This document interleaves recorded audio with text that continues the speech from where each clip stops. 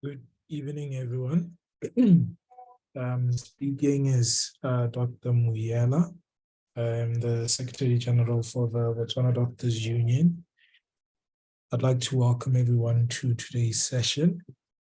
Just to allow others to join in, I'll just kindly request that we give another 4 minutes so that we can start at 5 past.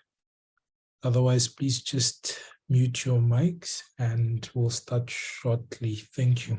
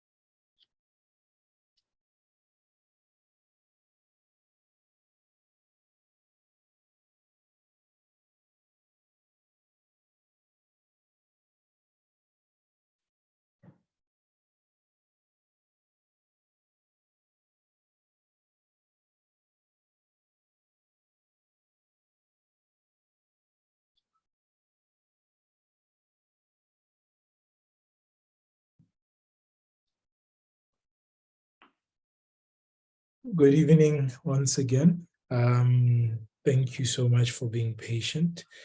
We're about to start our session. I will ask our very special guest and invitee, Rutendo, to just introduce herself, and we'll take it from there. Good evening. Thanks, Dr. Muyela. Good evening, everyone. My name is Dr. Rukarwa Rutendo. I'm rheumatologist currently working in Marina for the past 2 months. Thank you guys for the opportunity, Botswana Doctors Union, to present on this forum, and hopefully we'll be able to have a productive evening with everyone coming out of this, having gained something meaningful.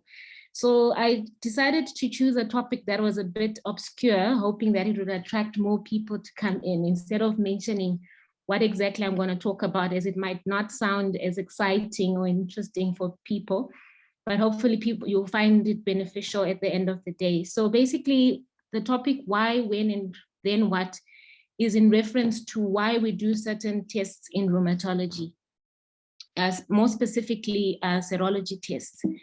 serological tests. So I'll start off with 3 case examples to highlight when you've done investigations in a patient presenting with certain clinical features, and what would be the way forward in terms of coming up with a logical diagnosis or a logical reason for why you're doing specific tests. So the first example is a case of a 39-year-old female who's RVD positive on first line with a CD4 500, virologically suppressed, who presented with a history of quadriparesis with proximal and distal weaknesses. This was confirmed by an EMG, which showed a myopathic picture, as well as an nerve conduction studies showing axonal demyelination. Bloods were done, and the patient came back with an ANA that was positive of 1:160. So the question basically is, does this patient have a rheumatological condition or not? Second case is a female 45 who presented as a young stroke. Lupus anticoagulant was done, which came back positive, as well as an ANA positive with a theta of 1:80. What is the diagnosis in this patient? Sorry. Third case, a male 36 presents with nephrotic syndrome. His ANA was done, which was negative, but he's got clinical evidence of arthritis, Raynaud's phenomena, as well as discoid lupus erythematous lesions. Does this patient have lupus or not? And then the fourth case is that of a female 35 presenting with a 3-week history of painful swollen right knee. So that's a monoarthritis, and a rheumatoid factor was done, coming back with a theta of 1:2. Question is, does this patient have rheumatoid arthritis? So hopefully at the end of this discussion, you will be able to approach such cases and better come up with an understanding of the diagnosis of rheumatological conditions, as well as when and how to order certain serological tests. So despite the vast array of serological tests that are available, the question is, why do we need the serological test? Why do we order them for patients? So the role of serological tests in rheumatology is quite broad. First of all, it's part of diagnostic and classification criteria for certain conditions. So when you look at diagnosis and classification of diseases such as rheumatoid arthritis and lupus, they need the evidence of certain serological tests such as your rheumatoid factor, anti-CCP, as well as your ANA. They're also used to predict certain phenotypes. So let's say you've got a patient who's got an idiopathic inflammatory myopathy, for example, and you want to do certain myositis-specific antibodies. These can actually point to whether your patient is going to present with certain clinical features depending on which serological tests are positive. For example, they can also predict severity of a disease. So let's say a patient comes back with certain autoantibodies pointing towards a risk of malignancy. Let's say in your dermatomyositis patients, you're able to predict. Patients also can have other autoantibodies that can give you an indication of how they're likely to progress as a patient.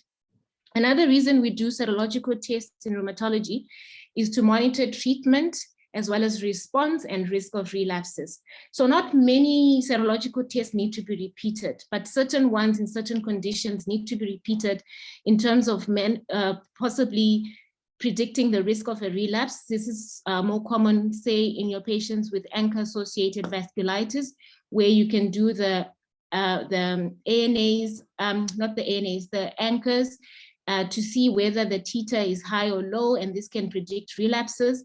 And it can also be used to monitor treatment when the patient's autoantibodies disappear or reappear in the patient. And lastly, they're also used to establish disease activity. So most of our tests, you actually don't need to repeat. I've seen that many patients who've had, say, an ANA that was done and it's positive 2017, when the patient is seen by another doctor, the doctor orders another ANA 5 years later. You don't actually need to redo all these serological tests, including your rheumatoid factors, your anti-CCPs. The only ones you need to actually repeat to show evidence of disease activity are your double-stranded DNA, as well as your complement, your C3, your C4. The rest of the serological tests, once they are done, There's no need to repeat them in the patient, as the patient has already been diagnosed with the condition. Another case where you might need to repeat autoantibodies would be in the case of a lupus patient who is planning or wants to fall pregnant, and you want to establish whether they have antiphospholipid antibodies. So even though your patient was negative initially on diagnosis, when you're planning pregnancy, you need to then consider retesting your patient, and that can influence your management. So which serological tests are we going to go into detail? I decided not to go into all of them since it's a broad category, but the common ones that people order commonly is an ANA, followed by rheumatoid factor. ANCA, not so much, because our population, we don't see a lot of ANCA-associated vasculitis. But when one suspects it, though it's rare, you need to know when to order it and what is the significance of an ANCA. And the last thing we're going to touch briefly on is your antiphospholipid antibodies. Okay. So to begin with, our anti-nuclear antibody test, these are nuclear antigens. So the basis of most rheumatological conditions is that your patient has a genetic predisposition to autoimmune or autoinflammatory diseases. And because of a specific environmental trigger, which can be either toxin or cigarette smoking or a hormonal trigger, the patient develops autoantibodies to self. So these are nuclear antigens, which are antigens against your DNA, your RNA, your histone, and your nucleoids, as well as those antibodies that are also against your DNA, RNA, and your nuclear cytoplasmic cells. Okay. Let me just see if I can get a pointer. Okay. So what's important is to also be able to know how an ANA test is done, and then be better able to interpret when the patient comes back with the result, what actually takes place in terms of doing the test. So the gold standard test for ANA is called an indirect immunofluorescent test, whereby the patient, what the lab does is they use these HEP2 cells. So these HEP2 cells are actually human laryngeal cancer cells. And the reason they were chosen is that they are large cells with a lot of nuclear antigens. So basically you want to determine whether a person's serum has autoantibodies to nuclear elements. And what happens is that they place the HEP2 cells on a microscope slide. Then they put the patient's serum. So let's say the patient has autoantibodies, then they are going to attach to the nuclear antigen of the HEP2 cells. After that has happened, they then introduce radiologically labeled anti-human IgG cells from goats, and these then attach to the FC portion of the serum autoantibodies of the patient's serum, right? When that happens, then they start doing the dilution factor. So initially they will dilute with 1:40. If they dilute and they look under the microscope and they're able to see the fluorescent cells, they go on to the next level of dilution, which would be 1:80. If it's still positive, they go on to 1:160, 1:130. At the time when you're no longer able to identify the immunofluorescent antibodies, then you go back to your previous dilution, and that's going to be your titer for your patients. So obviously, as you can expect, a higher titer means the person has a higher burden of autoantibodies, and that's more likely in keeping with the diagnosis of lupus and other autoimmune diseases. Before the HEP2 cells were used, before they used to use rodent cells, liver cells, but because of the specificity and sensitivity, this is now the gold standard. So it's important always to look at your results to see how was the test actually carried on. Other tests that were used prior were included immunodiffusion and also solid phase assays. And these have technical limitations and have decreased sensitivity for detecting these autoantibodies. So they've fallen out of favor, and sometimes you can use ELISA test. So the gold standard is your IIFA. So always look at your result and see whether this is what was done to diagnose your ANA for your patient. Okay. So the other thing is to note the pattern. So usually there are 4 common ANA staining patterns that are identified. So initially in slide A, this is what is known as homogeneous. So your homogeneous pattern actually points towards specific autoantibodies, and then you can actually use these patterns to predict the phenotype of your patient or what is likely to be the diagnosis of your patient. So if you find a patient you're suspecting to have lupus and the ANA comes back as homogeneous, that is more in keeping and more likely that the patient has lupus. Other patterns include a speckled pattern. That's the one that's most commonly reported. That's in slide B. And speckled pattern, however, is non-specific. So there are quite a lot of conditions, including lupus, where the patient can actually have a speckled pattern. More rarely, we've got what's called the centromere pattern. So a centromere pattern is quite specific for your systemic sclerosis, especially your patients with limited systemic sclerosis. And the last pattern that they can usually report on is a nucleolar pattern. And that can also happen in a few patients with lupus, but is more common with patients with diffuse systemic sclerosis. So the pattern of your ANA also can help you predict how your patient or what likely condition your patient has. And then what do you do with the results? So this is an example of an ANA result. Sorry, I couldn't find one on IPMS. I think that would be actually better to go to be able to appreciate when you see them on the system. But what you need to take note of is to say, number one, what test was done. So in this case, a HEP2 cell was used. So you know that this is the gold standard and most likely sensitivity and specificity is high. Number two, you need to note the titer. Right? What is the titer? 1:160. Then the pattern, homogeneous, and then also some labs still go on to use animal tissue, and that can also result in positive test. So let's say, for example, your HEP2 cells is negative and your animal tissue comes back positive. You need to take that result with a bit of you need to have actual other strong evidence to point to say, do you really think this a positive A? Okay.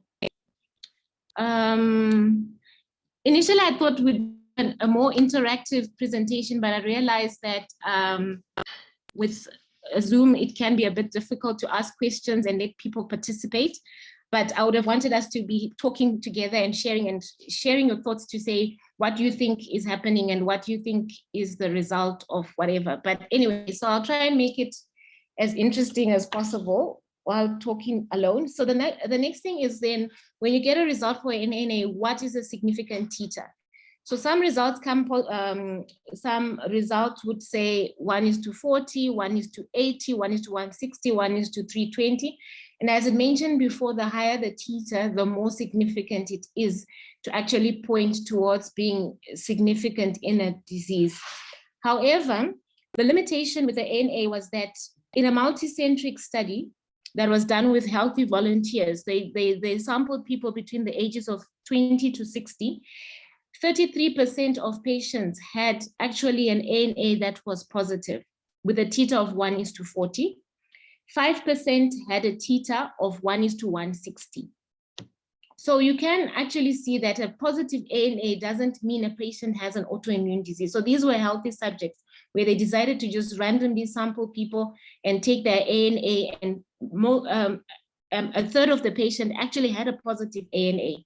And what is known is that with increase in age, there's also an increase in false positive results. With 50-year-olds, 50% of the ANA positive patients at age 50 will have an ANA positive, but it's usually a low titer. Okay, so a positive ANA is also very common in female patients and is associated with vitamin D deficiency. So that's one of the other causes why a positive ANA can be in your patient.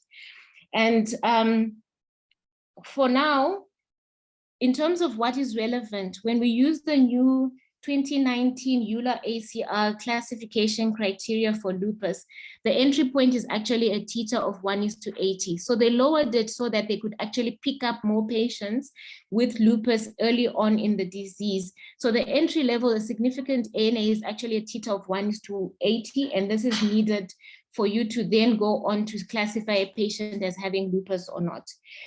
And I mentioned before, there is no need to monitor your ANA. It does not monitor disease activity, and you do not need to repeat it once it's positive for your patient. Okay. So the next question is, when do you do an ANA test?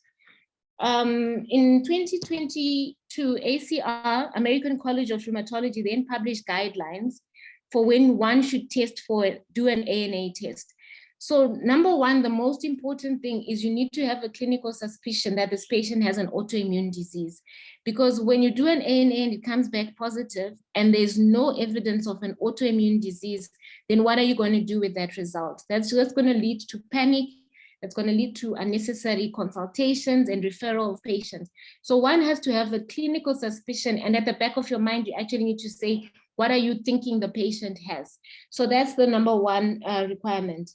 If ordered incorrectly, the challenge is that there will be the majority of the results may come back positive, and they are likely to be false positives.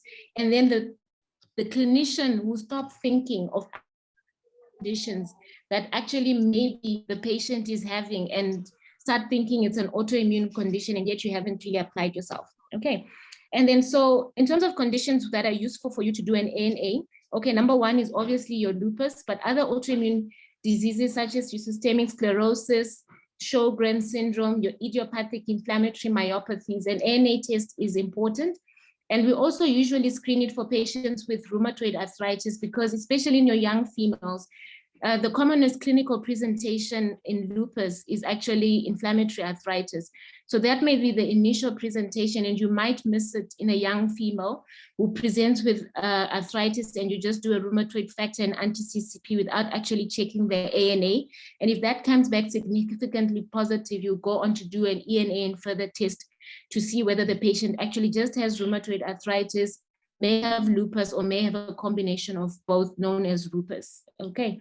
And then the other reason why we do an ANA test is for patients with JIA, that's your juvenile idiopathic arthritis. These patients present with asymptomatic uveitis, especially your young patients with arthritis. When you're suspecting they've got JIA, always do an ANA test. And the value of this is that it can predict actually which of your patients will go on to develop asymptomatic uveitis, and then they need to be screened regardless of whether they are symptomatic or not, because it can lead to visual loss. Another good place to do an ANA is if a patient presents with Raynaud's phenomena, and that's the only clinical presentation of your patient. So one has to be able to distinguish whether your Raynaud's is a primary Raynaud's, which we find in young females, and usually it doesn't cause any complications. It's not associated with any autoimmune diseases, and usually you treat it symptomatically, versus if you do an ANA in your patient and the ANA comes back positive, then you need to now follow up these patients, because a minority, about 10% of those patients, may actually have an underlying connective tissue disease such as lupus, or more commonly systemic sclerosis that may develop in the patient.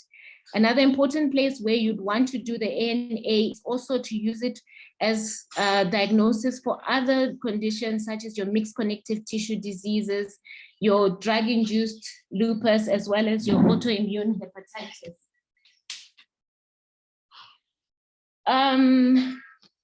Okay, so what are the causes of a false positive ANA? So whenever you do an ANA, it is not cut and dry that an ANA equals autoimmune disease. We've been through that. So some of the things that can give you an ANA positive commonly are your viral infections, EBV, and in our setting, more commonly HIV, bacterial infections such as your subacute bacterial endocarditis and syphilis, malignancies, especially your myeloproliferative and lymphoproliferative diseases, as well as paraneoplastic syndromes, and other conditions such as inflammatory bowel disease, IPF, as well as your Graves' disease, your Hashimoto's, can also present with patients with an ANA. So one needs to be able to say, is this positive ANA linked to a rheumatological condition, or there's something else going on with the patient? So in terms of ANA and systemic lupus, question is a positive ANA equals to lupus? I think by now we are able to answer that not necessarily, right? So the ANA must be interpreted in the setting of other clinical as well as laboratory findings. So not just doing an ANA, then you start thinking lupus. Clinically, what evidence do you have? You go back to your clinical criteria, and then that can help you to assist, but they're not all encompassing. So a lupus patient, for example, can present with organ involvement that's not necessarily in your ACR EULA criteria, but that can actually point towards lupus, such as things like diffuse alveolar hemorrhage, which is a severe condition. So you need to know what else is happening. And also your other lab findings. So for example, your patient has low complement, your patient has a Coombs positive, other things, your ENA is positive, your Smith is positive, then that would also help to say this ANA is equal to lupus. The next question is, what if a patient with lupus clinical features is a full house lupus? You're looking at your patient, but the ANA is negative. All right. So what happens in that case? So the other question, is there such a thing as an ANA negative lupus? So an initial ANA can be negative, but if there's clinical suspicion of lupus, do additional antibody tests. So you can do an ENA, maybe the Rho will be positive, the Smith will be positive, and then this can actually help you to make the diagnosis of a lupus. Then the question comes, what actually causes a negative ANA? So there are various things that can actually give you a negative ANA despite clinical suspicion of lupus. Number one, you saw how the ANA test is done. It's very technologically challenging. So only specific labs with people who've been trained to actually do the immunofluorescent tests can actually carry them out. So you actually need to have a look at your lab, where the lab who's doing it is the lab certified in doing the ANA test, because then interpretation of the result is also very dependent on the technician, whoever has run the test. So that's the one limiting factor. However, use of the HEP2 has also really improved sensitivity and specificity compared to the previous animal cells. So there has been an improvement in getting more positive ANAs in patients with lupus and other autoimmune diseases. Another thing that can give you a negative ANA in SLE would be disease duration. So patients who've had the disease for many years, 15, 20 years, if, for example, they never got tested, but the symptoms started then, by the time you do an ANA, it actually may come back as a negative result. Another thing would be treatment exposure. So these patients, usually we give them very high doses of immunosuppressants. And once those are on board, they can actually interfere with your autoantibody production, and then that leads to a negative ANA test. Another common cause of a negative ANA would be in the setting of severe proteinuria. So for example, in case 3, where there was a young man who presented with nephrotic syndrome, full house, clinical features suggestive of lupus, but an ANA was done which was negative. So what actually happens is that, remember, with your nephrotic syndrome, you're not just losing albumin, you're also losing proteins from your serum, including your immunoglobulin. So when the test is actually carried out, because of the severe proteinuria, your immunoglobulins are also lost and the ANA test can come back negative. So these patients, once they've resolved, and also maybe biopsy may confirm, but with resolution of the disease, the ANA test can be repeated and come back positive. So a true negative ANA, there's only less than 2% of patients with lupus who would have a true negative ANA. So always bear that in mind, which is why the entry criteria for the new guidelines require that a patient have at least a titer of 1:80 before you consider them to have lupus. All right, so I decided to go. In Marina.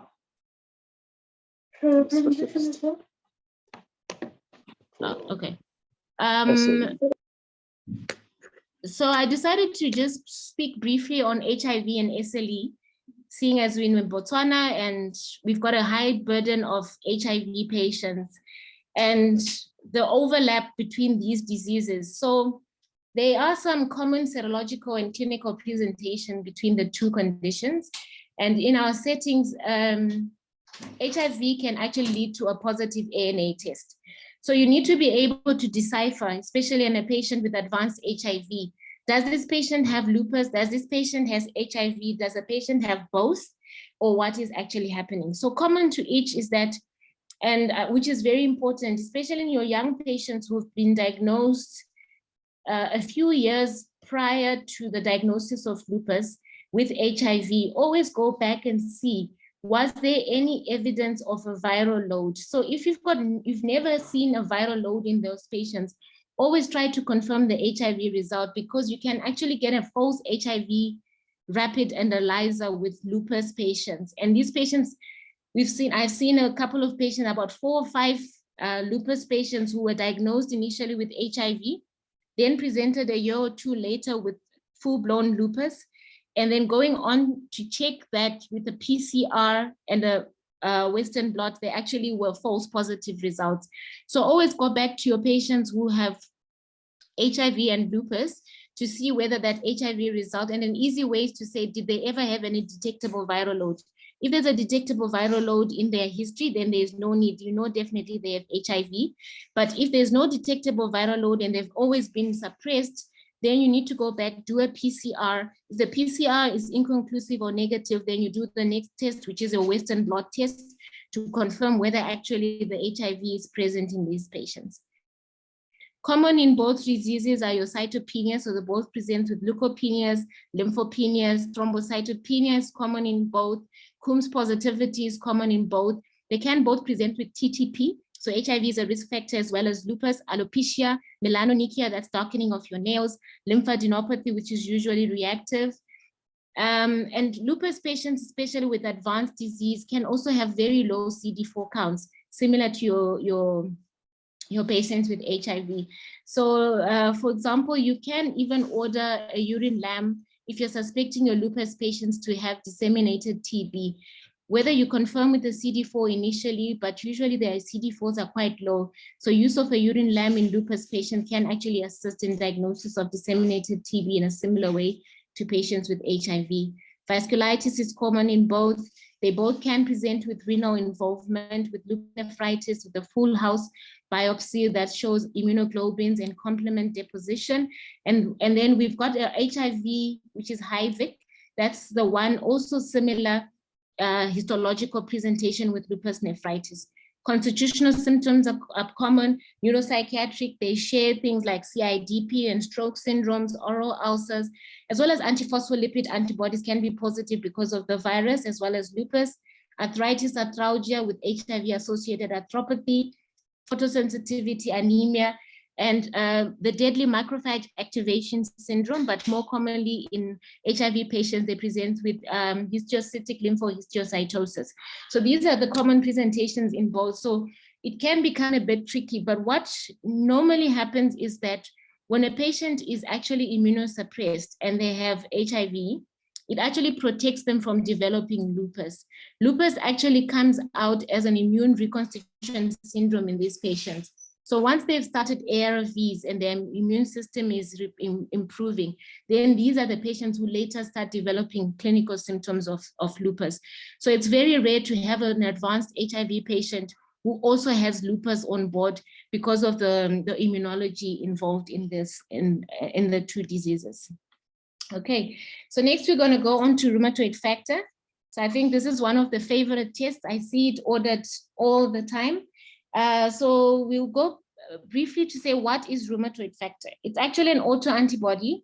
These are autoantibodies that are directed against the FC fragment. So these are your autoantibodies, right? So you've got these IgM that are directed against the FC antibodies of your IgG. They were first discovered in patients with rheumatoid arthritis about 80 years ago, but they are also found in other conditions as well as in healthy subjects. So rheumatoid factor doesn't equal rheumatoid arthritis. It can be positive in your rheumatoid arthritis patients, patients with JIA, they can be rheumatoid factor positive or negative, patients with reactive arthritis, primary Sjogren's, mixed connective tissue diseases, patients with lupus can also have rheumatoid factor positive, systemic sclerosis can have rheumatoid factor positive, patients with your GPA, that's your ANC-associated vasculitis, can also have rheumatoid arthritis. So a rheumatoid factor positivity doesn't always equal rheumatoid arthritis, number one. Other causes of rheumatoid factor positivity include infections. So Things like subacute bacterial endocarditis, rheumatoid factor can be positive. Syphilis, TB, acute viral infections, your EBV, your CMV, Hep B, Hep C, cryoglobulinias, your primary biliary cirrhosis patients can also have rheumatoid factor positive. Malignancies can result in a rheumatoid factor positivity. So I think what I need all of us to take home is, when you're ordering your rheumatoid factor, you need to know that a positive result doesn't necessarily mean rheumatoid arthritis. It could mean any other disease. It could mean infection. It could mean there is malignancy on board. And what they actually found was that in healthy patients at the age of 50, if you were to just screen them and do a rheumatoid factor, 50%, 55% of those patients actually have a positive rheumatoid factor. And the older you get, so a 70-year-old, if you just screen 70-year-old patients, 10 to 25% of those patients have a rheumatoid factor positive. So once always know why you're doing a rheumatoid factor. So the reasons we do them, obviously, is to help in diagnosis.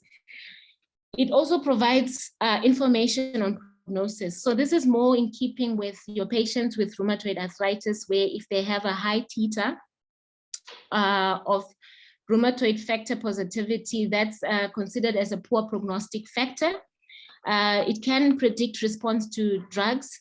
So in our patients with rheumatoid arthritis, if they are rheumatoid factor positive or anti-CCP positive, then you can actually predict their response to biologic agents such as your anti-CD20 drugs, rituximab, which is used in the patients. It can also identify a subgroup of patients, so those who are rheumatoid factor positive and negative, say in diseases such as systemic primary Sjogren's syndrome, and when you monitor that in those patients.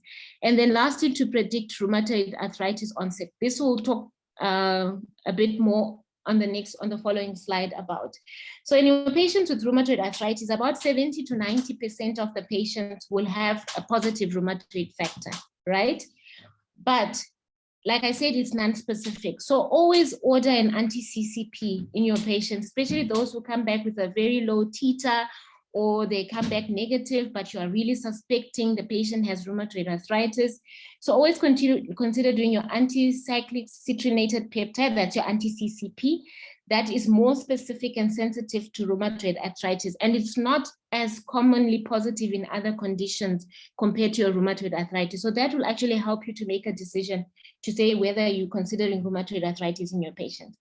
So now on our IPMS system, I had to go to the lab and actually have a long discussion with them, because they report rheumatoid factors as a ratio, either 1:1, 1:2, 1:4, 1:8, 16, 32 going on. So we need to be able to say what is significant. So 1:1 actually is equivalent to 8 micromoles per mil of the rheumatoid factor, right? And I think the dilution thing is actually similar to what the ANA does for them. They also dilute, and then that's how the titers come about. But with those dilution, they're able to estimate the quantitative amount of rheumatoid factor in the serum. So 1:1 equals to 8, 1:2 equals to 16, 1:4 is 32, 1:8 is 64. So it's basically a multiple of 8. And then, so the higher your titer, the more significant, right? So what is significant? Because I'm seeing a lot of patients now where the rheumatoid factor is 1:1, 1:2, and then the patient is labeled rheumatoid arthritis seropositive. So anything that's less than 20, 0 to 20 is normal. So that is not significant. So any titer that's starting from 1:4 going up, that you would consider to be significant. Titers less than that, well, 1:1, 1:2 are quite low, and they're actually not significant for your diagnosis of rheumatoid arthritis to say this is actually a seropositive patient, unless there's other clinical evidence, because remember, there is a subclass of patients who are seronegative rheumatoid arthritis, and there are other autoantibodies that we don't commonly measure that are actually implicated in that disease. All right, so when the patient comes back and the rheumatoid factor is low, you can actually go on to do an anti-CCP or do them concurrently, because that also helps in terms of disease progression, prediction, and helps to solidify your diagnosis of rheumatoid arthritis.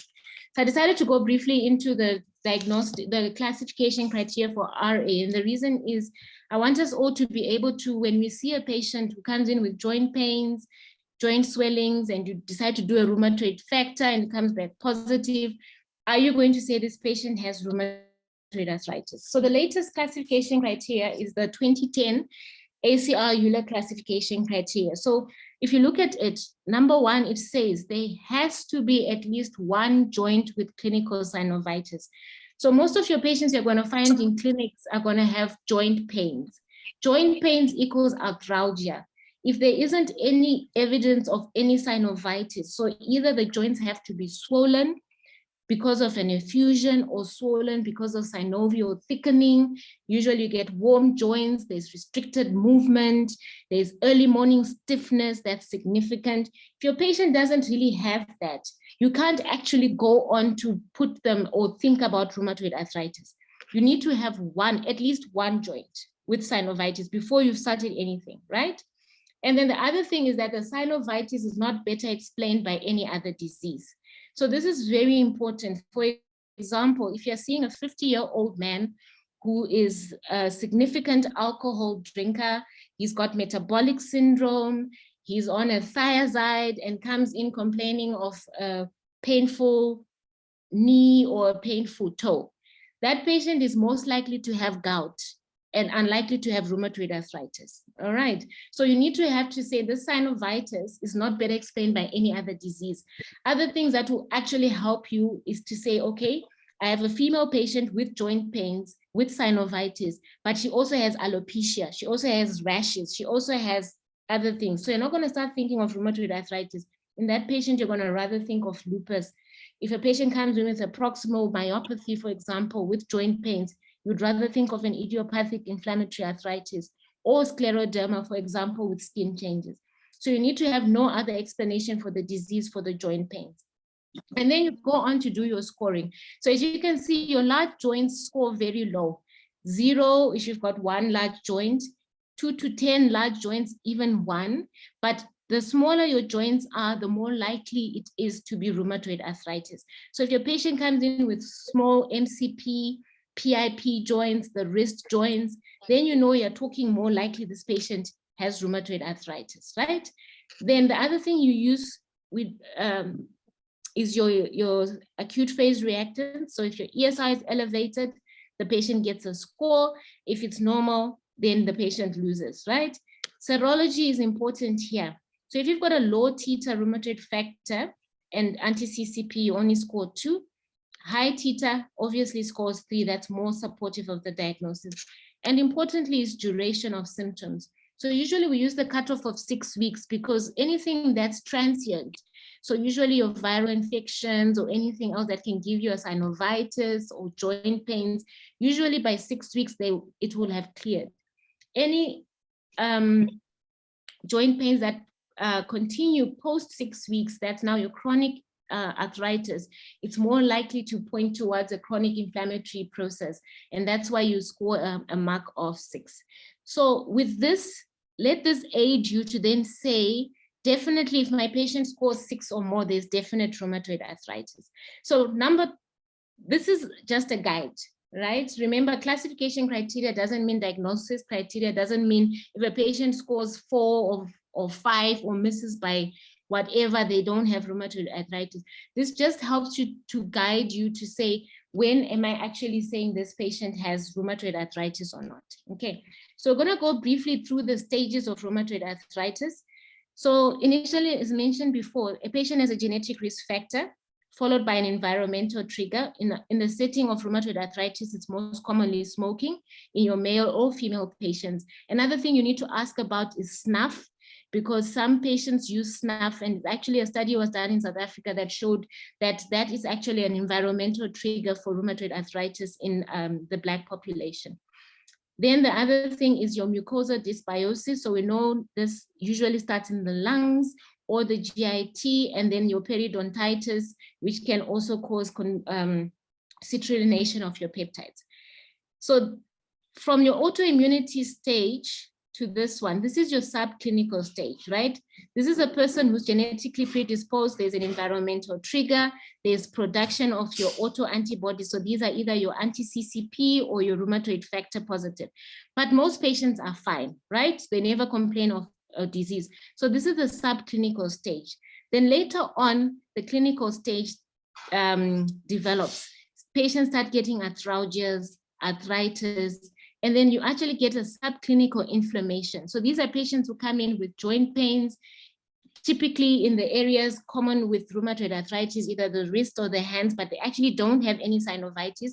You do a rheumatoid factor and anti-CCP, and it comes back positive in those patients. Still, they've got subclinical inflammation, but it can be identified using ultrasound as well as MRI, but this comes with its own advantages and disadvantages. And most of these patients will be started on some form of analgesia and commonly prednisone, as I've seen.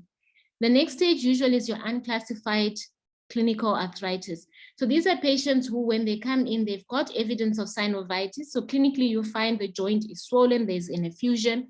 But when you do your ACR criteria, the patient doesn't fulfill rheumatoid arthritis. Rheumatoid factor is positive. All right. So these are the unclassified arthritis patients. About 30% of these patients will go on to develop rheumatoid arthritis, right? Not all of them will. Despite having anti-CCP, rheumatoid factor positive, 30% of them will go on to develop rheumatoid arthritis. 45 to 53% will have spontaneous remission. So they actually, after some months, you give them some steroids or you give them some analgesia, they actually get better and they never actually develop rheumatoid arthritis. And then the 25% may actually remain as undifferentiated arthritis. And then that's where the tricky area is, but you then consider putting them on DMARDs.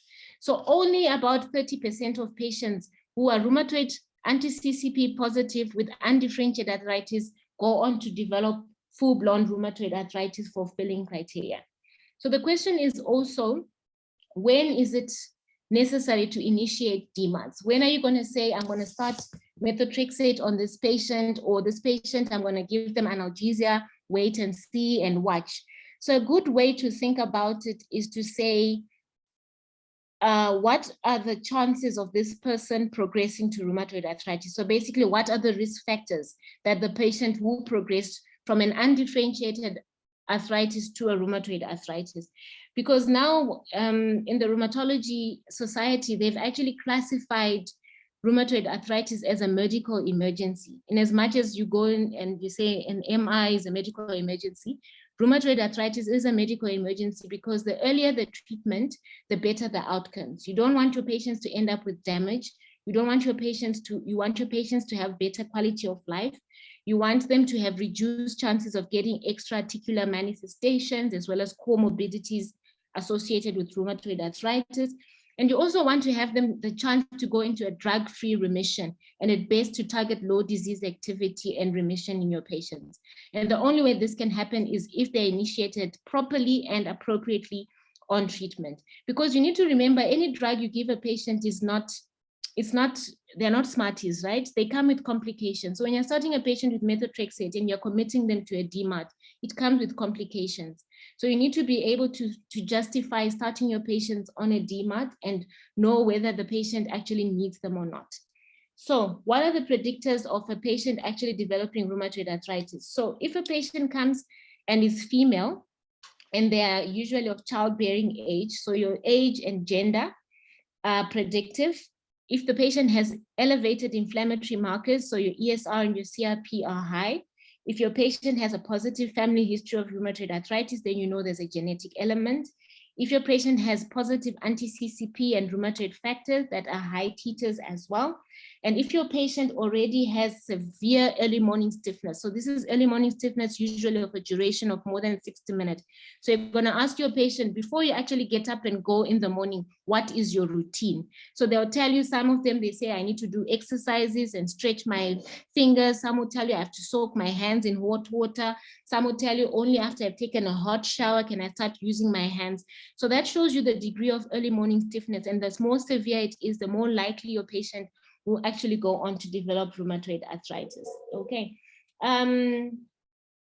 Then the question is, what do you do with a patient who has a rheumatoid factor anti-CCP positivity, but only has arthralgias? Is there a benefit of starting those patients on DMARDs well, the thinking would be, the logical thing would be, I start them on methotrexate, I'm actually going to halt the disease and maybe stop them from developing full-blown rheumatoid arthritis by starting the DMARDs earlier. So there was a latest publication from Lancet in 2022, where they did a study where they actually put the patients into groups of those with seropositivity, with arthralgias, and split them into two groups, those that were started on DMARDs and those that were not started on given placebo. The outcomes were the same. So there's actually no benefit. You can't actually prophylactically start your patient to say, oh, you've got a high risk, you might develop rheumatoid arthritis. You actually have to wait for the clinical evidence of synovitis in your patients before you start them on DMARDs. Okay, and while we're at it, I'm seeing a lot of patients with very high doses of glucocorticoids when they come in with disease activities. Guys, steroids are harmful. They are not drugs that you should just prescribe without thinking about it. So any patients with inflammatory arthritis, whether rheumatoid arthritis or inflammatory arthritis due to lupus or systemic sclerosis, there's no benefit of giving moderate or high dose steroids. You're just increasing the risk of complications and side effects. So a low dose of steroids is adequate in your patient. So usually 7.5 milligram, that's the maximum I give for my patients. And then you aim to try and get them to a steroid-free state as you win and introduce your DMARDs. So maybe one day we'll have another talk on management of rheumatoid arthritis, and we'll go into detail with that. So please don't give patients both 30 milligrams, 20, 40 milligrams and start winning it down. There's actually no benefit. The best modality would actually be to give intra-articular steroids, because that actually gives the patients better relief faster. But in our setting, we don't even have Depo-Medro in government. So that's a challenge. But still, don't give your patients high doses of steroids for inflammatory arthritis. It's going to make them feel better, but the side effects of those drugs will also be a problem. The only time you can use your moderate dose of steroids would be a patient with an acute gout flare, when you're treating the acute flare with oral steroids. So those are patients you can give 40 to 30 milligrams, and you win it over a space of 10 to 14 days to stop. And then also patients with inflammatory arthritis, but other organ involvement, which you are treating. So for example, it's a lupus, and they've got lupus nephritis or something else going on, and they need higher doses of steroids. So let's not use high doses of steroids for patients with rheumatoid arthritis. So 7.5 when you're initiating therapy is usually an adequate dose. And then when the patient gets better, you start weaning it off, and hopefully to get them off steroids completely. Okay. Briefly, I'll talk about ANCA-associated ANCAs. So usually these are done when your patient is suspected of ANCA-associated vasculitis. So that's your GPA, eGPA, and MPA, previously known as Wagner's and Strauss disease. So you need to do these tests only when you've got very high clinical suspicion. Because when a test comes back positive and you do a P-ANCA, C-ANCA, and it's positive, and yet the patient doesn't have anything else pointing towards your autoimmune disease, then it becomes a challenge to say, then what are you going to do with that patient? Another role for doing an anti-nuclear cytoplasmic antibodies is in patients with lupus who have lupus nephritis. They usually can have a P-ANCA associated with the disease, and that can actually help to risk stratify your patients as they present with more poorer prognosis of the lupus nephritis. And then the last another reason you could do an ANCA would be a patient you're suspecting with primary sclerosing cholangitis. This can be either primary or associated with your inflammatory bowel diseases. So your ANCA can also assist, as 80% of these patients also have a C-ANCA that is positive. Okay, so lastly, we're going to touch briefly on antiphospholipid antibodies. So we've got the new modified SOPARO criteria for the diagnosis of antiphospholipid syndrome, right? So when do you order these tests and when do you need to think about it? So usually if you've got a patient who's got an unprovoked arterial or venous thrombosis before the age of 50, after the age of 50, honestly, if this patient had antiphospholipid syndrome, it would have revealed itself. So you need to actually start thinking of other causes of a stroke or DVT, such as malignancy and other things for those patients, right? If your patient has recurrent thrombosis, especially in unusual sites, so you've got a patient who comes in with a splenic vein thrombosis, with a bad Chiari, with a mesenteric vein thrombosis. So these rare areas, you need to start thinking about primary or secondary antiphospholipid syndrome. A patient who presents with a thrombotic microangiopathy, so these are patients who present with renal failure, can present with malignant hypertension. If they've got a TMA that you don't know the cause, you need to also consider antiphospholipid syndrome as a possible cause. Patients with pregnancy morbidity. So as you see, this is part of your classification, your clinical criteria. I won't go into detail with that. So these are patients with miscarriages or who have early fetal losses and unexplained abortions. Then you need to do the antiphospholipid screen.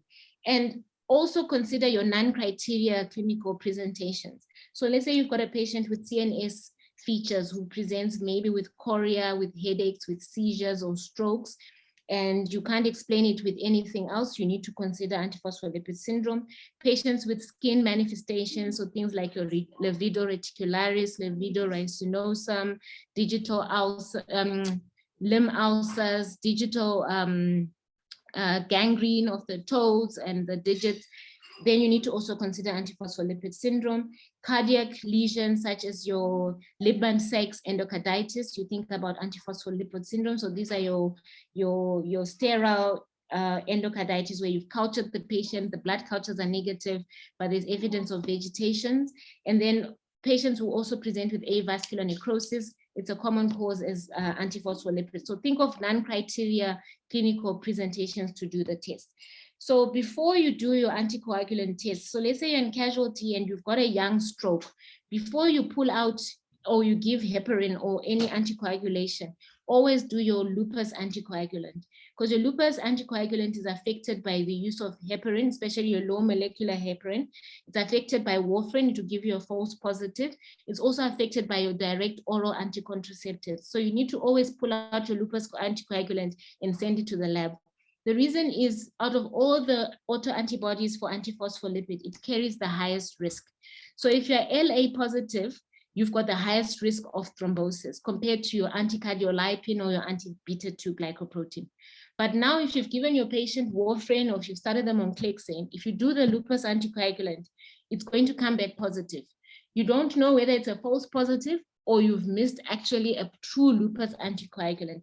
And it becomes difficult to halt or stop treatment for you to then, in a month's time, consider doing the test and see whether the lupus anticoagulant is actually positive. So always pull out your lupus anticoagulant, keep the blood, and then give your patient heparin or warfarin or anticoagulate them after that test has been done. Anticardiolipin and beta-2 glycoprotein are not affected, so those two can be done even with the background of anticoagulation, okay? And the other thing to remember is always to repeat them and do them 12 weeks apart as part of the criteria. And the reason for this is that there are many causes of antiphospholipid antibody positivity. Usually the same thing is drugs, infections, malignancies, you know, COVID, which was more recent. So you always want to repeat the test and see if there's a persistent positivity. Only then can you classify your patient as actually having antiphospholipid syndrome. So I think that's the important thing to remember. Okay, so I think take home message, know where you're ordering a test and why you're doing it. And not all positive tests are equal to a disease. You should be able to justify why you're doing a test. There should be evidence of clinical suspicion. Other lab parameters should help and assist. Know the timing of doing a specific test, more precisely your lupus anticoagulant. And no test is 100% in medicine, we all know that. So be able to interpret a positive or negative test in the context of your patient, and then know when to do a rheumatology consult when it's indicated. Okay. Thanks, guys. Perfect stuff. Thank you so much, Dr. Rutendo. I think let me take this opportunity. I should have done this before, but just to introduce Dr. Rutendo as a specialist physician, as well as a rheumatologist, the only rheumatologist that we actually have in government, the government sector, the public sector. She's currently based in Princess Marina. And what I know about her is that she's very open and willing to consult on any case that is rheumatologically related. So thank you so much, Doc, for such a brilliant presentation.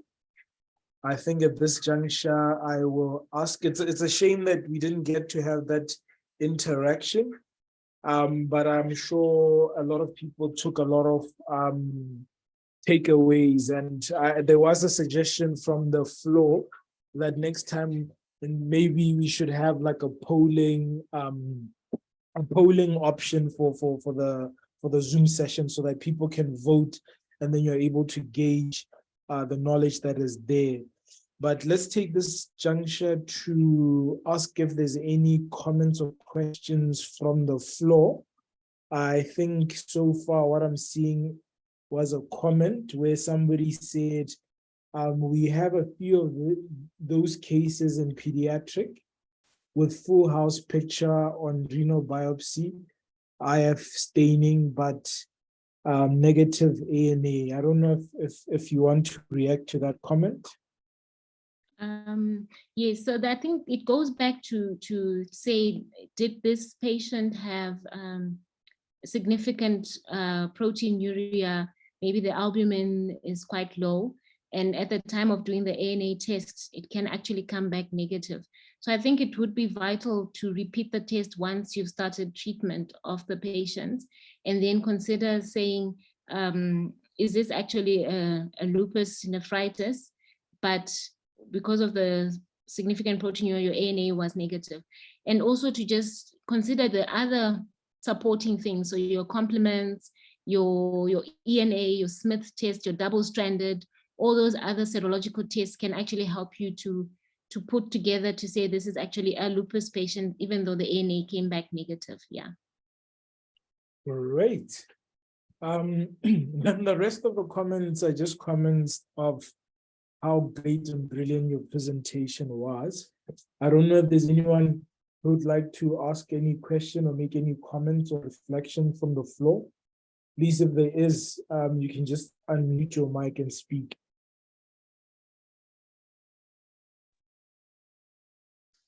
Hi, good evening. If I may, Chair Dr. Salshando here. Just had a quick question.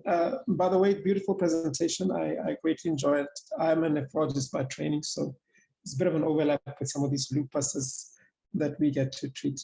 My question, one thing that I found interesting was your ANA negative type of SLE. The general teaching used to be that if the ANA is negative, then your ENA is likely to be negative as well. I just wanted to know, assuming that there's no lab error or some other false negative reason for your true negatives, does your ENA turn out positive? Should we follow it up with a request in the lab to do an ENA? Because sometimes the lab just tells you that, look, your ANA is positive. We're not going to do an ENA. Should we force the lab to do that ENA to see if it's positive? Thanks. Okay. Are you done, Dr. Salishando? Sorry for yeah. Thanks. Hi, Dr. Salishando. Thank you for joining the talk. So you should actually force them, because remember, your anti-nuclear antibodies, you're only looking at your nuclear antibodies. So you also have cytoplasmic antibodies like your RO and your LA, which are not nuclear. So those are part of your ENA. So those may actually come back and actually be positive. And they may actually help you to say, indeed, this patient has an autoimmune disease, even though the ANA is positive. There was also this phenomena, I forgot what it's called, where if you actually have a very, very high titer of antibodies. When they do the immunofluorescent test, it can actually give you a false negative. And these are patients who have a very high titer of antibodies. So that can be another thing that causes a false negative in these patients. And when you go on to do the ENA, it actually picks up some of those other antibodies, your double-stranded, because it separates them, and then you can actually find that the patient may actually fulfill criteria in that regard. Yeah. Thank you very much. Great. Any more questions or comments? Good evening, everybody.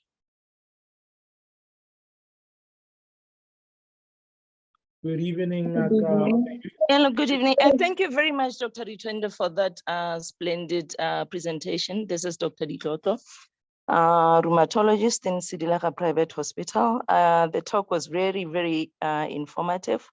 I like the fact that, a lot of times we get tests that are done without clear indication. And when a patient now has a positive test, they get referred, because now we have a test in front of us, where we don't really know now what do we do with the results, because the test was done without any clear indication. I'm grateful for this talk because you've really talked about rheumatoid arthritis being a medical emergency. I think it's very important take-home message for everybody that arthritis or rheumatoid arthritis or these autoimmune diseases are really just not conditions to be treated with only steroids. They are quite debilitating, and patients really should be treated with appropriate treatment, not just to control the symptoms, but also to modify the disease and reduce its progression. So I'm very, very grateful for this talk, and it was brilliant. Thank you. Thanks, Dr. Dikloto.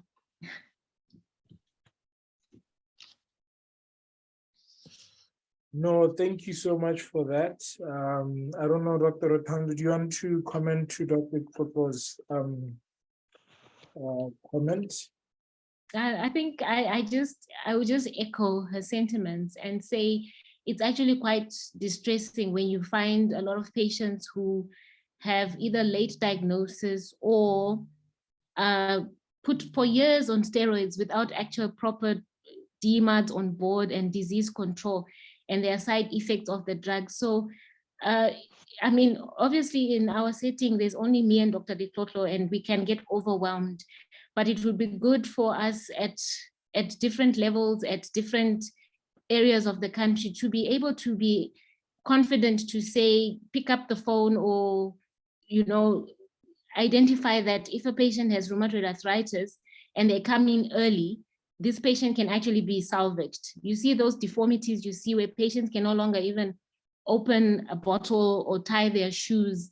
It reduces quality of life. So yeah, we need to reach a point where our patients no longer present with established disease, but they are treated early and they go into remission, and we improve the quality of life in those patients. So let's just, keep learning.